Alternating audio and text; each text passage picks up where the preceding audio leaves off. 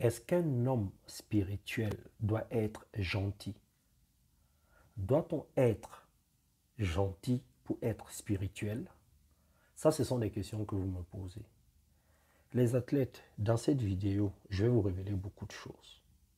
Quand vous voulez être un être spirituel, pas religieux mais spirituel. Et dans une seconde vidéo, je vais vous donner le côté positif et le côté négatif de la gentillesse au travail, dans vos relations amoureuses, familiales, amicales, etc., etc. C'est quoi la véritable gentillesse spirituelle? C'est aider les autres tout en prenant soin de soi-même. Pour que tu donnes la meilleure version de toi-même, pour que tu permets au monde d'évoluer, tu dois d'abord prendre soin de toi. Tu ne dois pas laisser les autres t'épuiser. Tu dois te préserver. Parce que c'est toi l'usine à production. Si tu ne produis pas, qui va produire? Voilà comment pense un homme spirituel. Alors, je sais que dans la spiritualité, on prône beaucoup, on valorise beaucoup l'amour, la compassion, la gentillesse. Ça ne veut pas dire être naïf, se laisser exploiter ou qu'on t'ignore. Ce n'est pas ce que ça veut dire. C'est quoi l'amour? L'amour, c'est d'abord l'autodiscipline. L'autodiscipline, c'est quoi? C'est je me fixe des limites que moi-même, je ne vais pas franchir, je ne vais pas dépasser. C'est-à-dire, quand je sais que quelque chose n'est pas bien, n'est pas bon pour moi, je ne vais pas vers ces choses. Je m'arrête à un niveau où je ne vais pas créer l'irréparable. Et donc, je ne laisse pas les autres faire la même chose avec moi. Parce que je sais que ça va me desservir. Donc, je respecte mes propres règles, mes propres principes. C'est ça l'autodiscipline. Dans l'amour, il y a le respect. Se respecter, en fait, se faire respecter, c'est d'abord se respecter soi-même. Donc, j'ai le comportement qu'il faut d'abord avec moi-même. J'ai une attitude envers moi-même, envers tout ce que je possède, ma maison, ma voiture, mes enfants, tout ce que j'ai. Je respecte ces choses et ces choses-là vont me respecter en retour. Quand j'ai ce mindset, cet état d'esprit-là, je diffuse des énergies positives. Et donc, comme en spiritualité, il y a une loi qui dit, tu attires ce que tu es.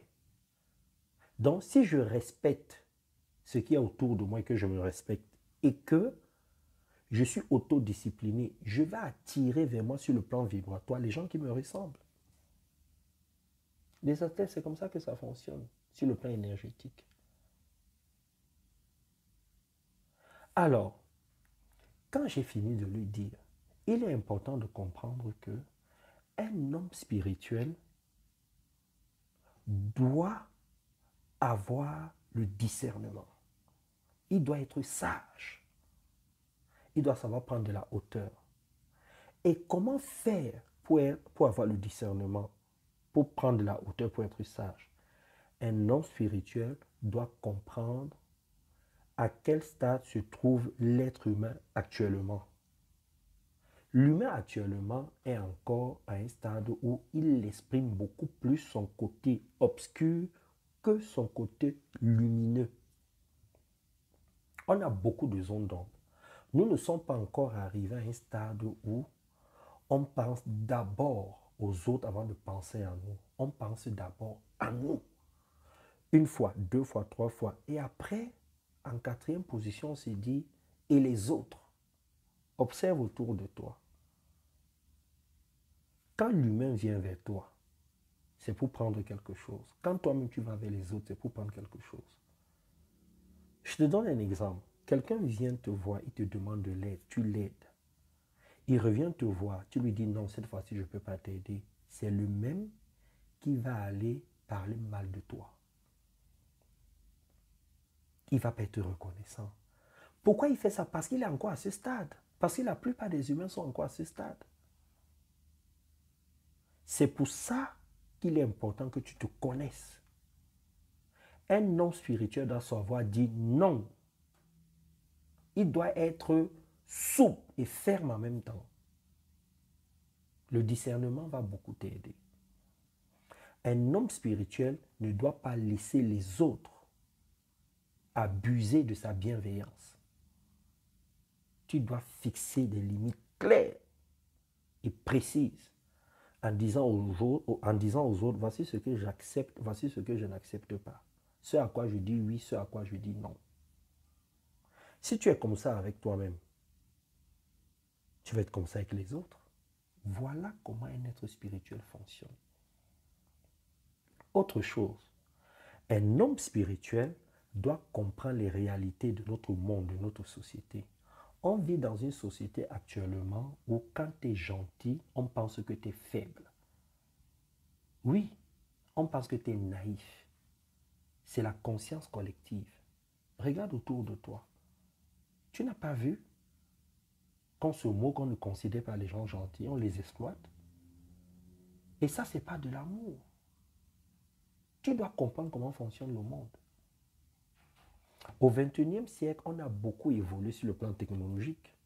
On appelle, il y a Internet, il y a des fusées et tout ça. Mais sur le plan spirituel, nous sommes encore des bébés spirituels. Même si nous sommes dans le déni, c'est la vérité. Qu'est-ce qu'on valorise actuellement dans notre société? C'est l'ambition. C'est la réussite personnelle. C'est l'individualisme. Regarde autour de toi.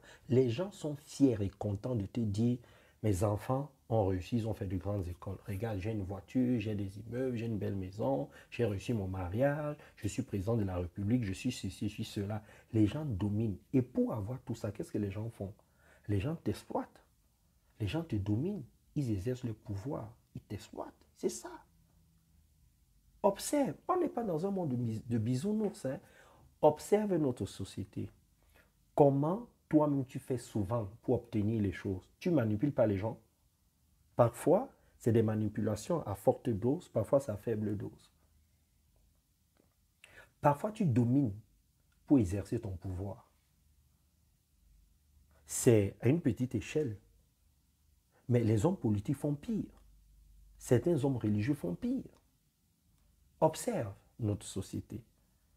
Tu n'as pas remarqué que même dans les églises, il y a des pasteurs qui te montrent comment ils ont réussi, leur maison, les voitures, les mariages, l'église grandit tous les jours. Les gens te montrent leur réussite personnelle et te manipulent en te disant que c'est grâce à Dieu, c'est grâce à toi, parce que vous cotisez, vous faites ceci. Oui, regarde au Vatican, va à la Mecque. On utilise le nom de Dieu, on utilise la spiritualité, la religion, pour dominer, pour marcher sur les gens. Parce que nous sommes encore à ce stade. Et toi, en tant que spirituel, tu ne dois pas être naïf. C'est pour ça que je n'arrête pas de vous dire, soyez plus spirituel que religieux, que politique, que homme de la société. Parce que la spiritualité va vous aider à voir les choses comme elles sont. Alors, j'ai noté pour vous ici certaines choses. La gentillesse peut renforcer votre chemin spirituel en alignant vos actions avec des valeurs spirituelles de compassion et d'amour. Ça, c'est le côté positif. Ça vous apporte un équilibre. Le côté négatif, c'est que vous pourriez être tenté de trop donner vous-même, tout en négligeant ainsi votre propre croissance spirituelle. Être spirituel est un modèle de gentillesse qui peut inspirer les autres pour suivre un chemin spirituel à vous. Mais le côté négatif, c'est que ça peut attirer des personnes qui cherchent à profiter de votre nature très gentille en vous testant et en vous poussant à vous limiter vous-même spirituellement. On va encore plus loin. La gentillesse est une qualité précieuse, mais elle doit être équilibrée avec de la sagesse et du discernement. Être spirituel, c'est savoir aimer et aider tout en protégeant son propre bien-être. Alors soyez gentils, mais soyez également forts et sages. On se retrouve pour une autre vidéo. Je vous kiffe. Bisous et bye bye.